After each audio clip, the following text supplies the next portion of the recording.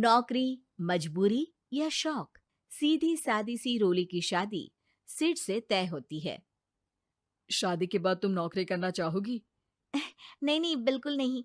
वैसे मैं ये नहीं कहती कि नौकरी करना ठीक नहीं है, लेकिन पर्सनली मैं ये सोचती हूँ कि मैं गृहिणी बनूंगी। हाँ हाँ, क्यों नहीं। गृहिणी बनना भी आसान नहीं है। एक सफल परिवार चलाना किसी देश को चलाने जितना ही कठिन है। रोली को सिड का साथ और बात दोनों अच्छी लगती है, और फिर वो दिन भी आ जाता है जब दोनों की शादी हो जाती है। शादी के बाद ये क्या, सारा दिन किचन कपड़े और चार दीवारों के आगे पीछे घूमती रहती है। जा बाहर निकल कर देख, कितनी स्मार्ट लगती हैं वो औरतें जो नौकरी करती है। हाँ, अच्छी तो लगती है सासू माँ, लेकिन मैं नौकरी नहीं कर सकती। मेरा मन घर के कामों में ही लगता है। अरे मेरी बेटी तो कमाती है, अपने को फिट भी रखती है और सास को भी खूब शॉपिंग करवाती है। अच्छी बात है ना सासू माँ। मैं तो जो है उसी में संतोष मान लेती हूँ। बरकत होनी होगी तो इसी में भी हो जाएगी। ये बोलकर रोली चली जाती है। एक दिन सास की सहेली घर आती है, जहाँ रोली उन्हें चाय के साथ कई तरह के पकवान बनाकर खिलाती है। अरे वाह, तेरी बहू तो बहुत गुणी है। कितना सब बनाकर ले आई। मेरी वाली तो ऑफिस से आकर 2 रोटी ही सेक दे तो समझो एहसान कर दिया। अरे ऐसा ना बोल। तेरे घर में 2 कार, 4 मंजिला मकान, और तेरे लिए जो वो अपने पैसे से साड़ी लाती है वो भी तो कितनी कीमती होती है। अरे मेरी वाली तो बस सारा दिन इन्हीं 2 कमरों को ताजमहल बनाने में लगी रहती है। सहेली चली जाती है। कुछ समय बाद रोली को एक सुंदर सी बेटी होती है। अरे क्या सारा दिन उस बच्चे में लगी रहती है। माँ, मुझे ना 1 मिनट भी छोड़ने का मन नहीं करता। देखिए ना, कितनी प्यारी है। मैं ना इस हर पल को एंजॉय करना चाहती हूँ। अरे हाँ हाँ, हमने भी बच्चे पाले हैं। हम भी जानते हैं कि कितने प्यारे होते हैं, और अपने बच्चे को बढ़ता हुआ देखना कितना अच्छा लगता है। लेकिन एक दिन अचानक और रोली, एक बहुत बड़ी घटना हो गई। एक शॉर्ट सर्किट से पूरी दुकान जल गई। ओह, अब अब क्या कुछ समझ में नहीं आ रहा कि कैसे घर चलेगा।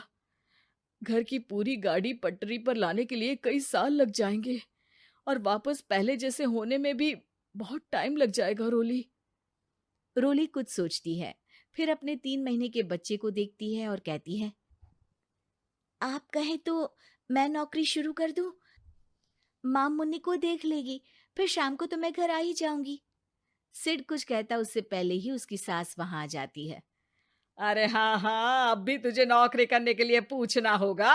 अरे घर पर इतनी बड़ी विपदा आ गई है, तू है कि बच्चे का मुंह देख रही है। अरे क्या मुझ पर भरोसा नहीं है? अरे नहीं नहीं माँ जी, ऐसा क्यों बोल रही हैं आप?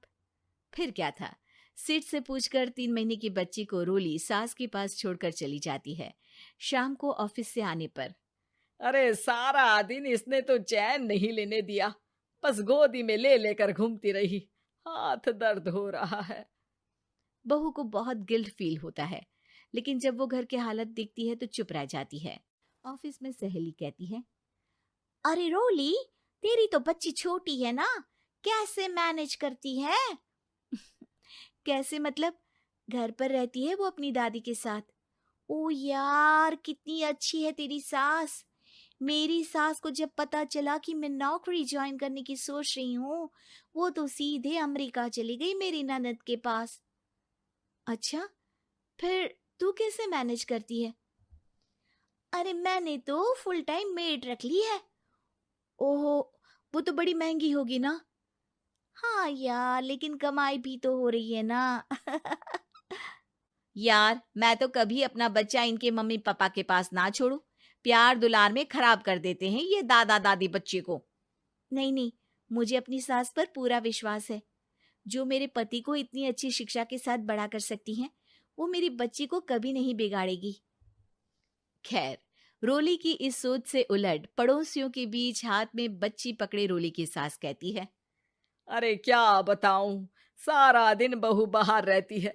पहले अपने बच्चे पालो, फिर बच्चों के बच्चे।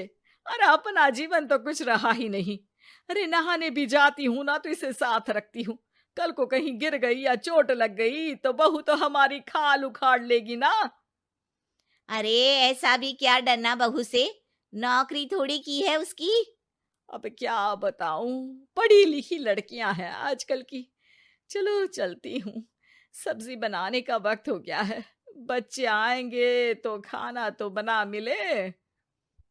सास ये बोलकर वहां से चली जाती है कि तभी रोली ऑफिस से घर पहुंचती है।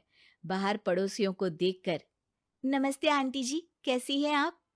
अरे बहुत अच्छी हूँ, लेकिन तेरी किस्मत तो सबसे अच्छी है। क्या सास पाई है, मोती दान किए होंगे तूने। तेरा बच्चा भी देखती है, खाना भी बनाती है।